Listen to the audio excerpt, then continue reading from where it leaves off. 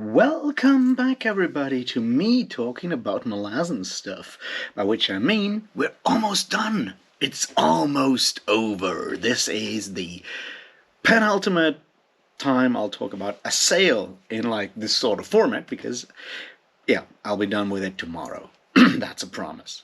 Or a threat, depending on how you look at it. Yeah, I read chapters 11, 12, and 13 today, and this is going to be the rambling about it, and then we'll do 14, 15, and the epilogue tomorrow, and then just in time for the end of the year, we'll be done with it. Wouldn't that be, isn't that great? Well, I think it is. Anyway, let's get started, right? Cheers.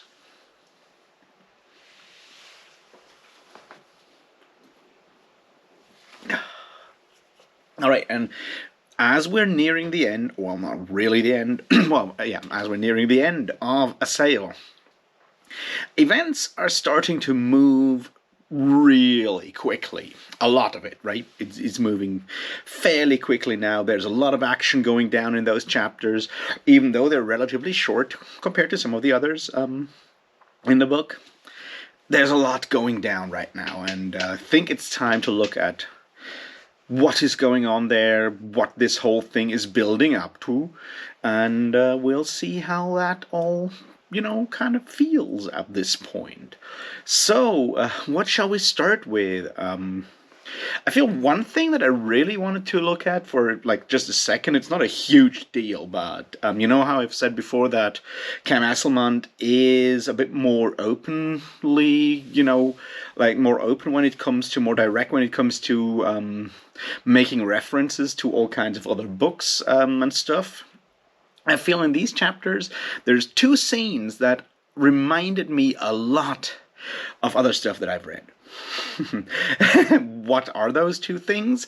One is Rayeth fleeing from the Lady's Luck. Is that the one? Yeah, that's the one from the Lady's Luck. By and fighting one of the I don't want to call them pirates, but basically they're pirates. That scene when he attacks him with the cutlass and that guy's then dying. And I don't know how many of you have ever read Treasure Island by Robert Louis Stevenson. I hope most of you, because it's actually a pretty damn good book. Yeah. If you remember the scene, there's a scene in there where Jim is also fleeing on, I've forgotten the name of the ship they're on, but one of the ships, he's fleeing on that one, and fighting one of the of Long John Silver's pirates on that ship, and he's also killing him. And the scene where that pirate is first cursing him a lot, and then is begging him for his life and for help, and then cursing him again. It just really reminded me of that that whole conflict with Reyes there. I'm not sure if that's intentional or just something that because my brain works in weird ways, associated with it. Both are possible. Yeah, I don't know. Who am I to say? But if you've read it, or if you read both of them, then maybe let me know in the comments if you also see the similarity, or if I'm completely insane at this point. So yeah, there's that. Which one was the other one? The scene with the shears and shars of Exile Keep. Now that's a short one. We'll go into more of that stuff in a second. But the idea of having those two families in that one underground layer kind of thing, on a decade-long feud, or however generational-long feud, is something that I find very, I don't know, it really reminded me of the Fafford and Grey Mouse's story, The Lords of Cornwall, where you also have these two sorcerers that are actually brothers, or at least half-brothers, I don't know. Those two sorcerers, both in charge of one level of that underground complex Cornwall, and them being in that ongoing feud kind of thing, and at the end both of them dying. Once again, I'm not saying this is a deliberate reference, it's just that since I've read those Fafford and Grey Mouse's stories so many times, That's sort of what I looked at there and was like, oh, interesting. Yeah. So yeah, I just wanted to point those out in the beginning. What else is interesting when it comes to writing and stuff? We're building up tension, we're building up threat, and I feel that Cam Esslemont is actually doing a really good job of it here. Because this is sort of like the first time we get a lot of Clan Imas action in a book, and they are very, very powerful. And I do you remember when I spoke about like two or three videos ago when I spoke about the fact that we're having the same kind of people show up again and again, and having different groups go through the same kind of events again and again to build up through that repetition some sort of tension. Yeah, right. Now we come to the next one, which is exactly the same kind of thing when we meet Mist for the third time, and we meet those Shears and Shars of Exile Keep, whom we've met before. We have all these situations, and it's this time round we see the Clan Imas, the Carloom to be exact, show up with Lannis Tog and whatever the other guy's name is, and killing all those people. And it's interesting because what we see here is like we've seen the Clan Imas go and massacre all those tribesmen out there in the grasslands, and that was terrible. And we've seen those extremely powerful wizards, both Mist with her like Jaghut sons or half sons or whatever they are, and the Shahs fighting the Crimson Guard. Each of them were like those are powerful people, and they still get massacred by the Clan Imas, which kind of builds up the Clan Imas as this like extremely powerful force.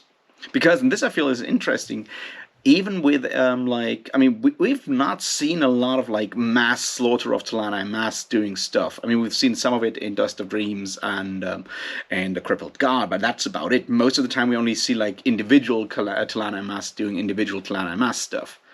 I mean, obviously there's also that battle or not battle or whatever you have it outside of like in Memories of Ice, but still I feel this one feels more is more brutal in a way because I don't want to say it's more personal. Like, it kind of builds up the Talana mass as this like absolutely pitiless army that just like walks through people and just kills everyone in their way, or at least knocks them out.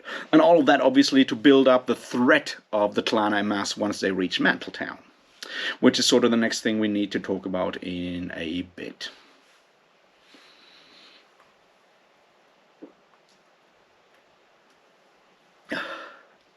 But forces of nature and human insignificance is sort of the main theme here, right? Because while we have the that like large army of the Talana mass show up to, well, commit genocide on all the Jaghut and people with Jaghut blood in Assail. And we can see the Talana mass as a force of nature at this point. We also see the Jaghut up there in the mountains, in the Salt Range, behind the Ice Bloods, actually unleashing, well, it's not like or the ritual of Umtos or whatever, but they also like unveiling Umtos Felak again, which is another force of nature, one that we see near the end of chapter 13, when like we basically have another large like tongue of glacier moving on, like in the olden days of ice ages, right? So we suddenly, and this is important to look at, because while the book so far has been taken up with human struggles, like those pitiful human struggles of invaders, lowlanders fighting with the Ice Bloods fighting amongst each other, while the tension there is rising, especially with something like, Marshal Teal and the Letheri kind of actually taking over the kingdom, try and like just plain out slaughtering and killing all the Ice Bloods they can find. All of that kind of pales in significance to the forces of nature that will now come and destroy all of it, which I guess is sort of the point of the whole, at least of this part of the setup of this novel. It's like we have a lot of like human conflicts that are terrible and dreadful and deplorable in all kinds of ways. We see all of those throughout the book. Those like fights of honor, those ongoing blood feuds between different tribes, between different groups of people, all of that stuff. And it's ridiculous the amount of suffering that comes from that, right? But then all of that pales in comparison to like those forces of nature, and it kind of makes those honor fights, those blood feuds, even more ridiculous and more stupid and more, and all of that in the face of something as annihilating as, well, one of glaciers or the Talani Mass. And and that is sort of like the point that we should take away from this, because once again we're talking about ice, and well, Talan is more like fire, but so we're talking about ice, we're talking about natural disasters. And you look at our world right now, right? You have that whole thing going on, which we might, we kind of call climate change, but instead of like dealing with that to make sure we as people survive, we're still bickering amongst each other. We're still doing all the dumb shit that we should go have abandoned. And this is obviously one theme that we see repeated again and again in the Malazan world, whether it is in stuff that's going on in the crippled god, or especially in the god is not willing. The idea that human infighting is hurting us in the face of like global catastrophes that we should probably actually face together and maybe discover our common humanity. So yeah, this is sort of the build-up for this whole thing, and we're sort of at the exact point where everyone realizes that right now, right? We're at that point. Mantletown has been defended so far from the Talani Mass, but that's about it. We're like basically waiting for everything to collapse very soon.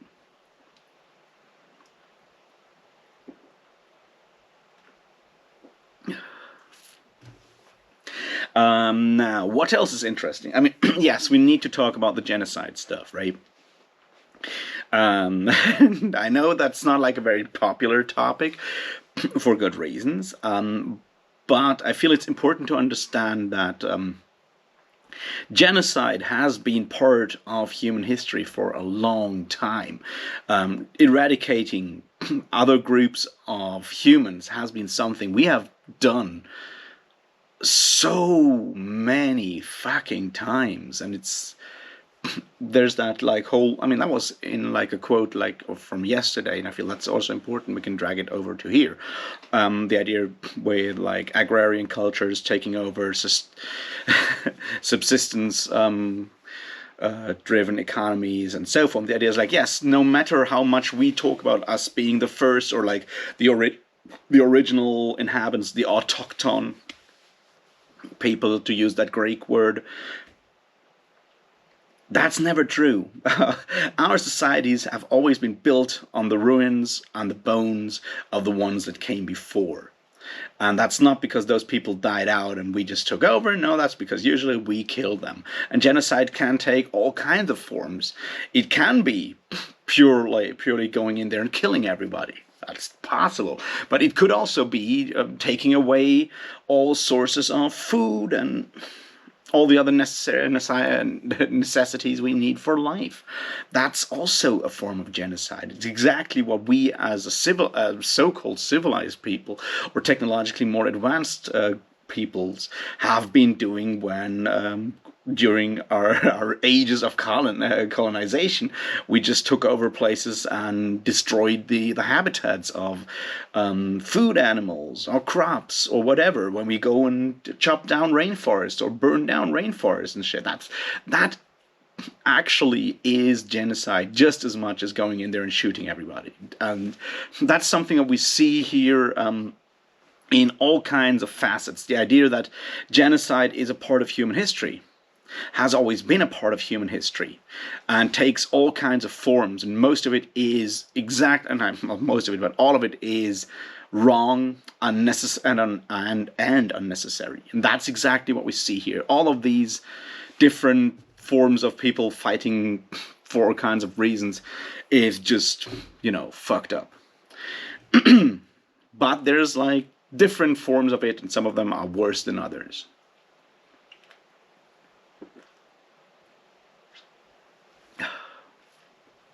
Which brings us to Marshall Teal and the Letheri, whom we know are the epitome of capitalism and have always been. Now, it's important to understand that the group that we're dealing with here, I have already forgotten the name of the guy again, who calls himself King of the Golden Lands. That dude is, of course, and I love the fact that it's actually he calls it Golden Land, which brings that whole colonialism kind of idea back. Your El Dorados and what you have. That kind of like we've used that term before, which makes those parallels and makes the criticism that is inherent in that whole storyline more poignant, I think. That is exactly that idea. Like, we are dealing with someone who left Lether during or before or whenever, like when Tehol the Only took over the kingdom and is trying to reform the society and reform the economy of Lether. This guy is very much the kind of person who is holding on to that, which once again is an interesting aspect, because we have all these people that have lost their faith or lost the basis of their identity during the large conflicts of the Malazan Book of the Fallen and the previous novels, right? And the novels of the Malazan Empire. You have your Storm Guard. They have lost the lady, and they're now here in Assail. We have these kind of Letheri that have lost the basis of their wealth and success once Tehol took over Lether and changed the rules the rules of economy and state in their home country. So they're coming over here to Assail to do their thing. We have all these groups of people that have been displaced by changes in the world, which once again is something that has always been part of how colonialism works. How America worked for a long time. When you look at like American history, like most of the people moving to the Americas during, say, the 17th and 18th century are the kind of people that were too radical or unhappy with changes in their home countries. It's like, I mean, yeah, technically, radical Protestants, your so-called Puritans, your nonconformists were a newer form of faith compared to what happened to like the Anglican state church, high church in England, for example. But at the same time, they were more radical, and while the Church of England and the English state kind of changed into a more, at least in parts, more laissez-faire kind of way of doing stuff during the Restoration under Charles II. Those radicals were then like more or less forced out into the U.S., which is, has hurt that country no end. That it basically was built by religious nutcases. But enough of that for today. I'm just saying that we see something similar here. We have the Blue Shields basically are the same kind of thing. They also have lost their cause in a way once Tog removed from the mortal world. And they're looking for a new cause in a new land. And as I said, that's sort of how a lot of these things, the less organized colonialism works. It's like you have all those malcontents moving to a different place because they feel, because order is not yet fully established there, they can probably make things the way they want them to be. And as sad as it is, and as someone who does not really always like our government or stuff like that, usually most people that are willing to go to such lengths to change things are not exactly the kind of people you want in charge of anything. So there's that. And it's interesting to see how all of that kind of works out there, because all of these people, and especially with something like the Storm God, right? The Storm God was, despite everything during Stonewielder, those people were honorable. Those people thought they were fighting the good fight. But now they're definitely out there committing genocide for someone else, for greed, which just shows how easy it is to go down that, like, fall down that, like, specific rabbit, I don't want to call it a rabbit hole, but, fall down into that specific trap once, once your, like, guiding principle kind of gets lost, but you're still, like, very disciplined, but your guiding principle is gone, so you just replace that with something else, and you're still extremely effective at what you're doing, because those Storm Guard are elite fighters, but they're also, like, very fucking arrogant, and don't have the, well, they don't have the argument of, like, trying to do the right thing because of their religion anymore. They're just, like, doing the thing that they are doing and claiming that it is the right thing because they are doing it.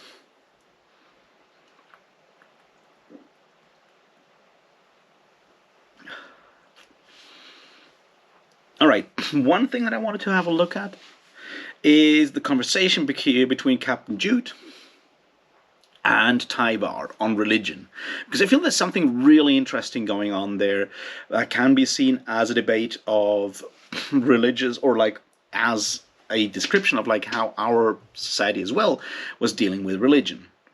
He's talking about the fact that Tog has removed himself from the world, or was removed. I mean, we kind of know more about that because of reading The Crippled God, but apparently Tyvar doesn't really know. But the idea that a lot of the gods, after the dust up that is the Crippled God, and possibly also the stuff that happens in Blood and Bone, a lot of the gods have ceased interfering, or, like, actually showing up on the mortal world. They're kind of removed from that, which makes religion and faith a more interesting thing. Because it's easy to believe in a god that actually regularly shows up and behaves like a fucking prick. Not naming any names here, but you know what I mean. That's certainly a thing that that makes religion very fascinating in a specific way. But faith into something that you can't actually prove or whatever is where it gets interesting. That conversation that Tyvar and Jude have there about maybe rebirth and reincarnation, and the idea that there is something part of, like, the physical human being, that there's something like a soul, some form of essence, whatever have you, that after your physical death goes somewhere else and is enfolded in that something else that also divine beings, gods, because they obviously had physical bodies at some point, also had. That idea is like that's a fairly nuanced theological position right there, and I really appreciated that. That was just, like, handled really well in there, because it's not your average theology discussion in a fantasy book, and yeah, that was just really great.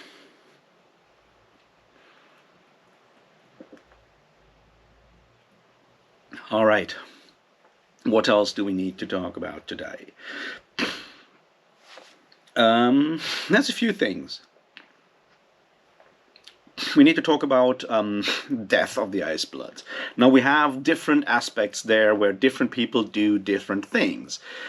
And we have the Sayers, we have the Heels, and we have the Losts. And they all face the attack and face the invasion from the Lowlanders, from the Letherii, in different ways, where the Losts and that part of the Crimson Guard, and Kyle and Fisher and Jethus, who is whoever he may be, first fight and slaughter a lot of them, and then actually just flee and leave to, higher places, even higher places.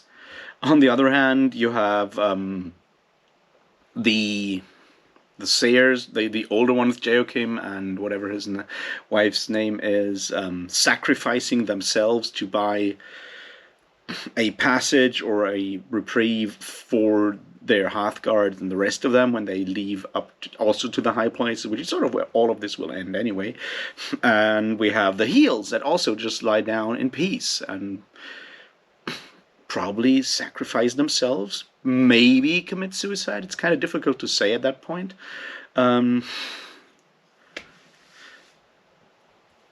Yeah.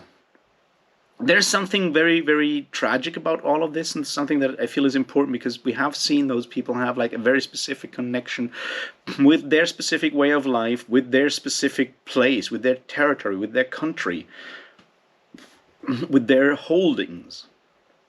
And I feel there's like a specific, there's a reason why those things are called holdings, in a way, and there is that very specific connection that those people have, and giving up that connection is the same, can be seen as the same thing as dying.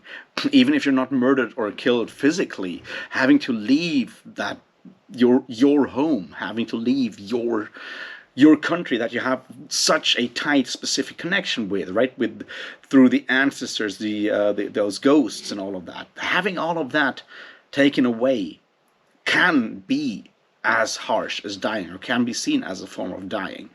So having all of those die in different ways shows all these different aspects of how this can be.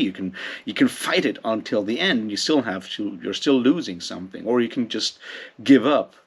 Also, obviously, with Joachim and his wife, and possibly with Heels, they kind of realize or see the greater threat, the old enemy, the army of dust and bone, the Talana mass showing up. So they're like, apparently, at least with Joachim and his wife, it feels like they're giving up their essence to help Burai, or whatever his name is, to fuel that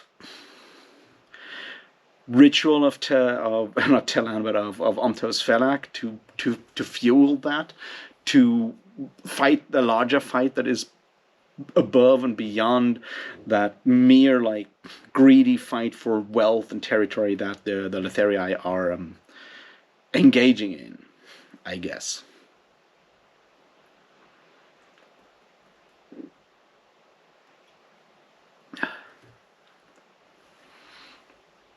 Well, so what else is important in this one?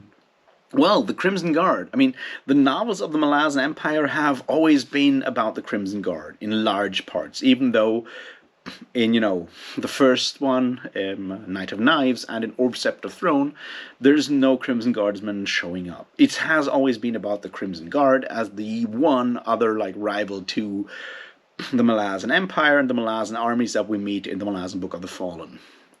And this is also coming to an end, because we're getting very close to that question, like, who is the Crimson Guard? What's their big secret at the end? And I would say at this point it is fairly obvious what is going on, but it's not yet spelled out. And once again, it's like all these like small hints in there that that Esslemont throws in all these different situations. Actually, he basically says it like directly in one of these, like in chapter 12 or 13, in one of the confrontations. There, it is basically made clear what's going on with the Crimson Guard, but we're not there, and the Crimson Guard has not yet found out. And it's something that we need to look at later on, the idea that Kaaz knows, and I guess that's sort of like the thing that we need to understand. Taking accountability is sometimes extremely difficult. It's like we always talk about like taking accountability, and you go onto the YouTubes and you look at all the drama channels and whatnot, and everyone's always asking people to take accountability. And yes, we should always take accountability for our actions. Don't get me wrong. But what we should also understand is that depending on what we did and how we did it, and how aware we were of what we were doing when we did it, it can be extremely difficult to do that. And people sometimes need time to reach that point in time, or like reach that awareness and that mental state where they're able to take accountability for their actions and present that to others. It's something that is hard to understand, I guess, unless you've gone through it as well. But it's like, which I guess we all have, but we tend to forget when it comes to calling out others.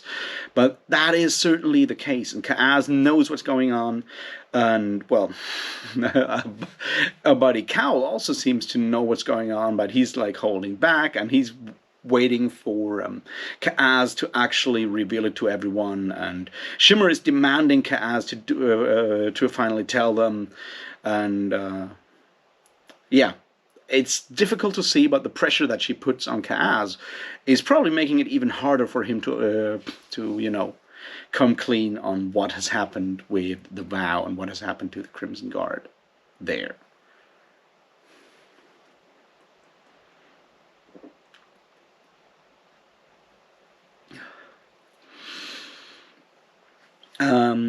Oh yeah, one final thing, I guess we need to talk about the Talani Mass and the idea that there is a confrontation that needs to be had between Lannis Tog and Silver Fox, and we're gonna talk about Silver Fox at some point. But the idea that like if they actually go and kill everyone, all the like people with jagged blood, then the argument whether the war of the Talani Mass is over or not is moot, because then the war is just like over in fact, so they can all like solve that. And that way of solving a problem or avoiding a conflict or avoiding settling a conflict by going out and actually just causing harm to more or less blameless people is once again something that we've done before as societies, or have even contemplated really harshly in some situations.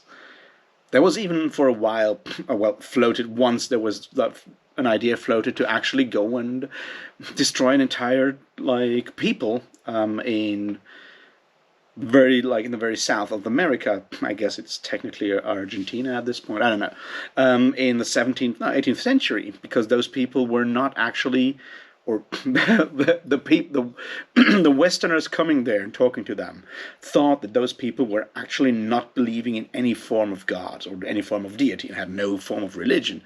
And since at the time, the empirical argument that every tribe, every nation, every people that had been discovered anywhere on the globe also had some form of religion, some form of faith, that fact would prove in an empirical way that there must be some form of deity out there, because everyone independently of each other started to believe in God, so obviously God must be there somewhere. We just need to figure out what kind of God he is, or they are, or whatever. And well, once they found a tribe that did not believe in anything, the idea was like, shit, that proof is now gone.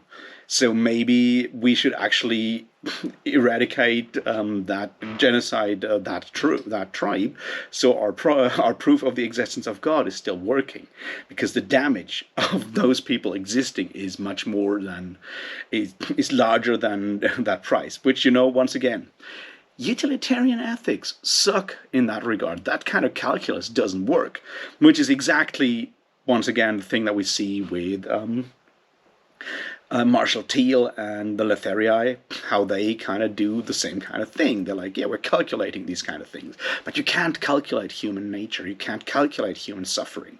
That's not how it works. Never.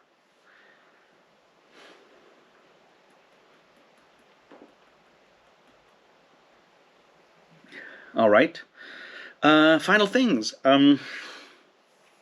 The end of Possum. It is tragic. Every single time I read it, I'm like, oh shit. I mean, I feel bad for the guy in general, because we see him in Return of the Crimson Guard, and we see him fail there, and now we see him here like being addicted to some form of drug that I've never heard of before during the entirety of the Malazan books of the Fallen and the novels and all of that. But there we go. Well,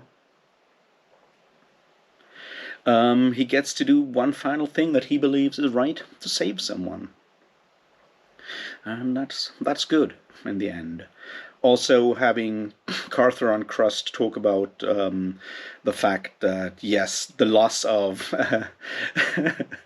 the loss of Lacine was something that, like, only after she was gone, dead, I guess. I mean, they realized how much they needed Lacine still is definitely something that is also interesting to have here. And I feel that's something that if I ever do a video on Lacine in general, that's sort of where we need to look at how these kind of things are. Anyway, what else is there? I mean, nothing really right now. We're facing a big threat of moving icebergs, of moving glaciers, of Umtos Falak battling it out with Telan for one final time. And the reason for all of that is, and this I feel is obviously the big theme of the novels of the Malazan Empire, so we're going to get back to that tomorrow, I guess. Or if I ever do like a final, like the novels of the Malazan Empire, this is what I learned kind of appreciation video. This is the things, like, it all was started by fucking Kellenbed. When he took over the Cron Talani Mass, he stopped, he changed the balance, and suddenly those old conflicts came back up again, and we're now suffering through the last spasms of that change. So yeah, be careful what you do, kids, because your actions may have unforeseen consequences. So don't pick up any spear shafts and stuff, right? Not spear shafts, spear points. That's not a good idea. Anyway, I'll talk to you tomorrow about the rest of Assail and then other stuff. And until then, cheers.